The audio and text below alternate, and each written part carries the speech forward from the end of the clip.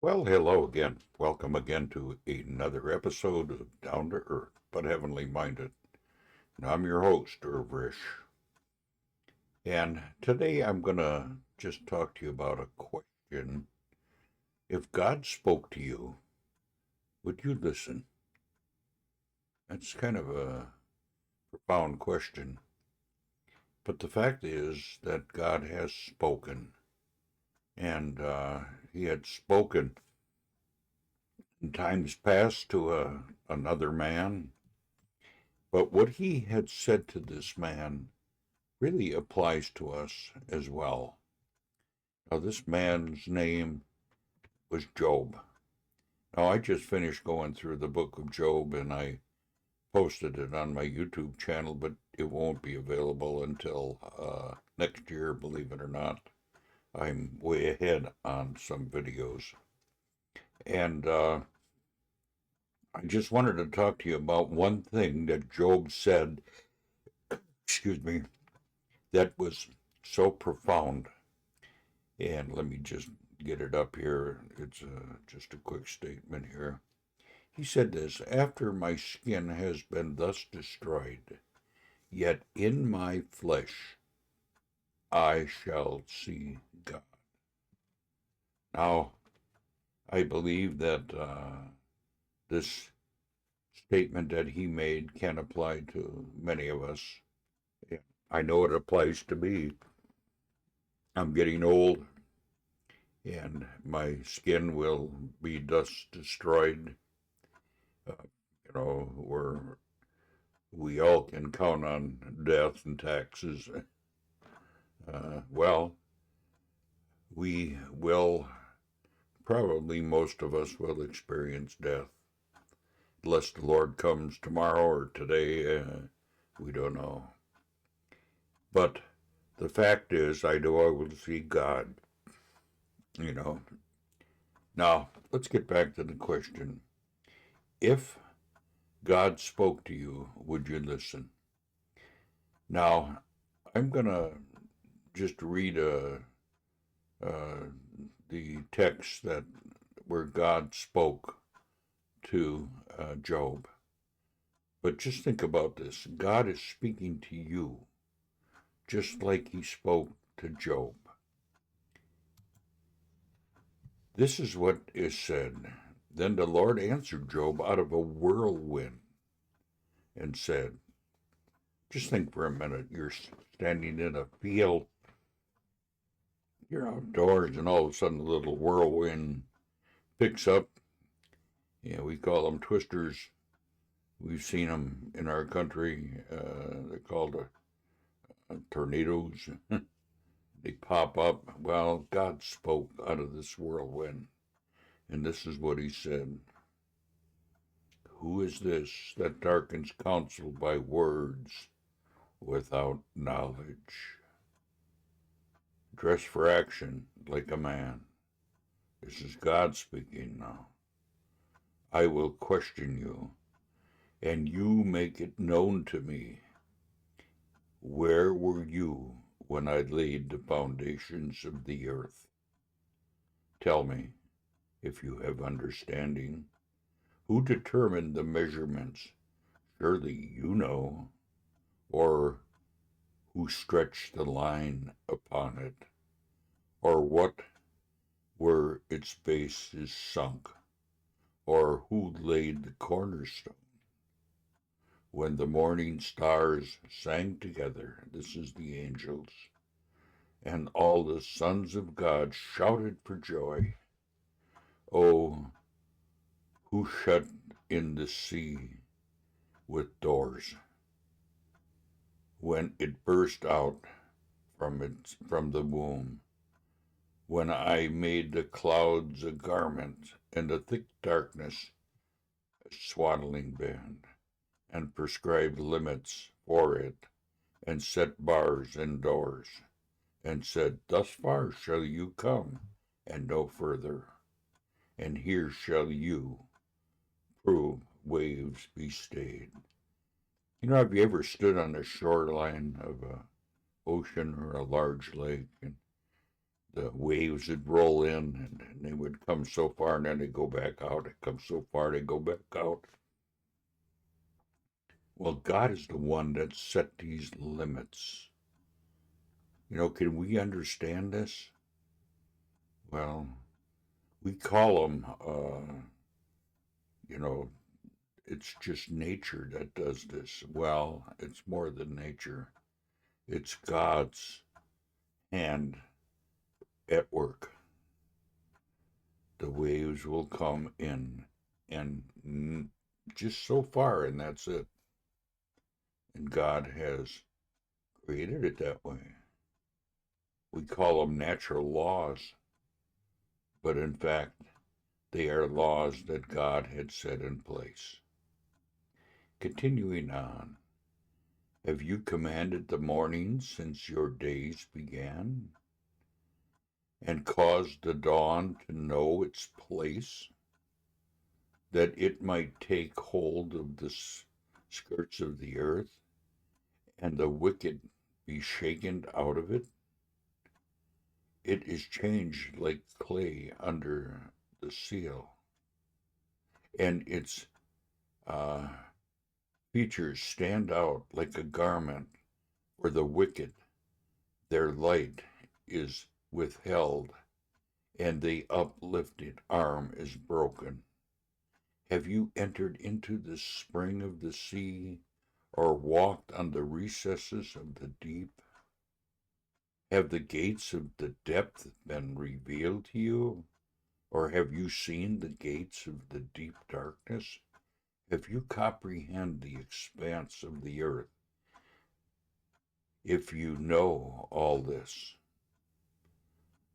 where is the way of the dwelling of light, and where is the place of darkness, that you may take it to its territory, and that you may discern the path to its home? You know, you were born then, and the number of your days is great. He's talking now directly to Job. Job was an old man, but yet his voice will be stopped right here. How can we speak to God about these great wonders? We didn't even exist when God created all this. Yet man wants to make himself out to be a God. Back in the Garden of Eden, our two parents, when they ate of the forbidden fruit, you know what the devil told them? Well, God knows that the day that you eat of this, you'll surely become like God, knowing good and evil. Well, the truth is, it was a half lie and a half truth. They did know the difference between good and evil, but they'll never be like God. Have you entered the storehouses of the snow, or have you seen the storehouses of hail, which I have reserved for the time of trouble, for the day of battle and war? What is the way to the place where the light is distributed? Or where is the east wind is scattered upon the earth? Where do all these things come from? They come from God. We hear the sound of the wind. We can feel it, but we can't tell where it comes from or where it goes. So is everyone that is born of the Spirit. That's what is told us in the Gospel of John. Now, who had cleft the channel for the torrent of rain, and a way for the thunderbolt to bring rain on the land when no man is, on the desert in which there is no man, to satisfy the waste and desolate land, and to make the ground sprout with grass? Has the rain a father? Or who has begotten the drops of dew? For whose womb did the ice come forth? And who had given birth to the frost of heaven? and the waters become hard like stone, and the face of the deep is frozen. Can you bind the chains of a, I'm not sure how to pronounce this Petidus, or loosen the cords of Orion? These are planets. Or loosen the cords of the Orn? Can you lead forth the Mezanith in its season, or can you guide out the bear with its children? Do you know the origins of the heaven? Can you establish their rule on the earth? Can you lift up the voice to the clouds, that the food of water may cover you? Can you send forth lightning, that they may go and say to you, here we are? Who has put wisdom in the inner parts, or given understanding to the mind? Who can number the clouds by wisdom, or who can till the waterskins of the heavens, when the dust runs into the mass and the clog sticks fast together? Can you hunt the prey of the lion, or satisfy the appetite of a young lion? Or they crouch in their dens, or lie in wait in their thicket? Who provides for the raven its prey, and its young ones cry to God for help and wander about for lack of food? Well, let's see if we can get to the next chapter here, because I think it continues on. Do you know when the mountain goats give birth? Do you observe the calving of the does? Can you number the months of their fulfilled? And do you know the time when they give birth, when they crouch, brings forth their offspring, and are delivered their young? The young ones become strong and grow up in the open, and they go out and do not return to them. Who has let the wild donkey go free? Who has loosened the bonds of the swift donkey? To whom I have given the arid plains for his home, and the salt lands for his dwelling place. He scorches the turmoil of the city. He hears not the shouts of the driver. He ranges the mountains as his pasture, and searches after every green thing. Is the wild ox willing to serve you? Will he spend the night at your manger? Can you bind him in the furrow with ropes, or will the howl of the valley after you? Will you depend on him because his strength is great, and will you leave to him your labors? Do you have faith in him, that he will return your grain and gather it to the threshing floor? The wings of the ostrich wave proudly, but they are a pinion and a plumage of love.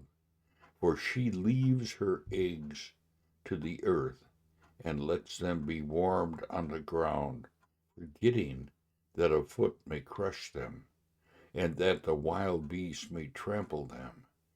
She deals cruelly with their young, as if they were not hers. Though she labor be in vain, yet she has no fear, because God has made her forget wisdom, and given her no share in understanding. In other words, you're a pretty stupid bird, aren't they? When she rouses herself to flee, she laughs at the horse and his rider? Do you give the horse his might? Do you clothe his neck with the mane? Do you make him leap like a locust? His majesty snorts, is terrifying. He paws in the valley and exiles in his strength. He does. He goes out to meet the weapons. He laughs at fear and is not dismayed. He does not turn his back from the sword. Upon him rattles a quiver, the flashing spear and the javelin. With fierceness and rage he swallows the ground. He cannot stand still for the sound of the trumpet. When the trumpet sounds, he says, "Ha ha!" He smells the battle from afar, the thunder of the captain and the snorting. Is it by your understanding that the hawk soars and spreads its wings towards the south? Is it at your command that the eagle mounts up and makes his nest on high? On the rocks he dwells and makes his home on the rocky crags and strongholds. From there he spies out the prey. His eye beholds it from afar away. His young go uh, his young ones suck up blood, and when they slain are, there he is. You know, all these things that are in this scripture, and there's more and more and more. The point being, God is God. And why do we think that we can take God's place? We can't. It's impossible. You know, God tells us, where were you when I did all this? When I created everything?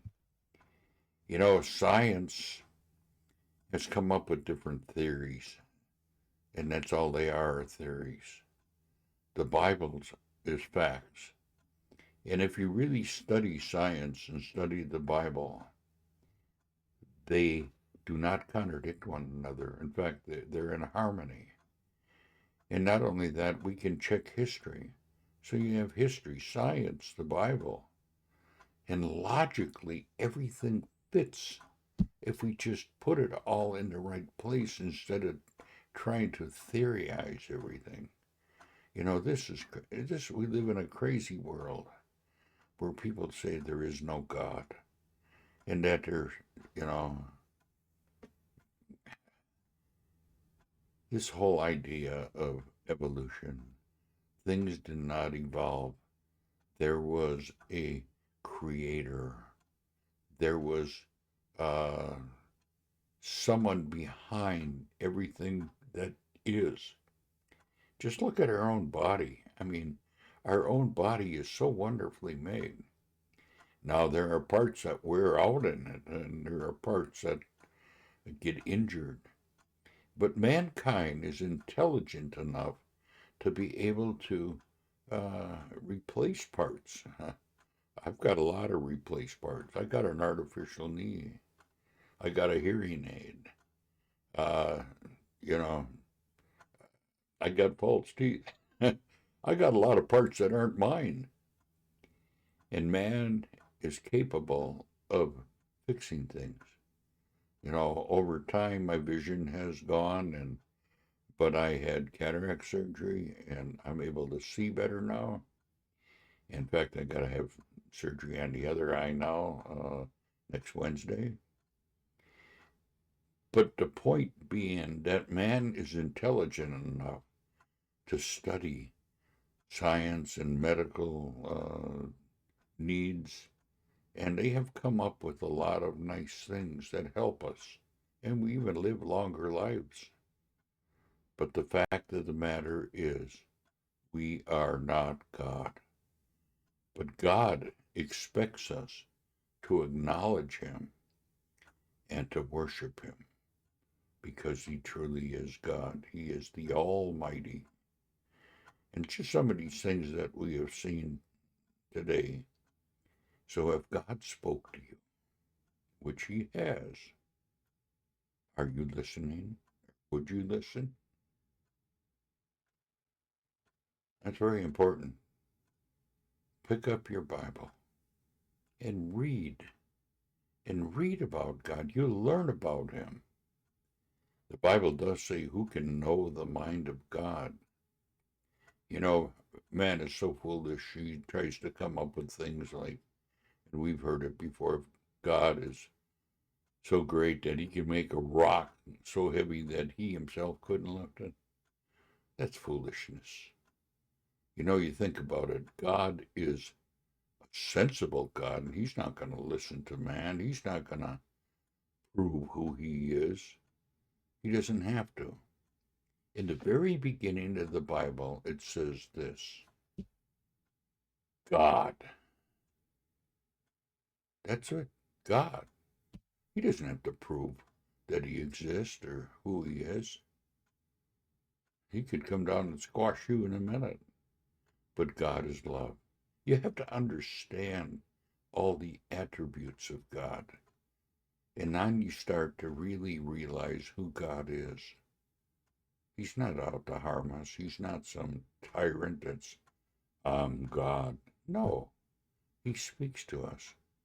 But when we overstep our bounds, he says to us, where were you when I created all this? When I made these things? Think about it. We didn't even exist. Well, that's my thought for you today. I know that I kind of ramble on a little bit once in a while, but this is important stuff. Listen to what I have to say.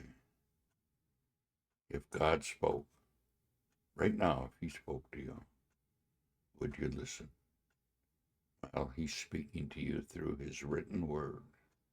He's left us, and he spoke to men in the past, and it's recorded in his word, but yet people don't even want to pick it up and read it.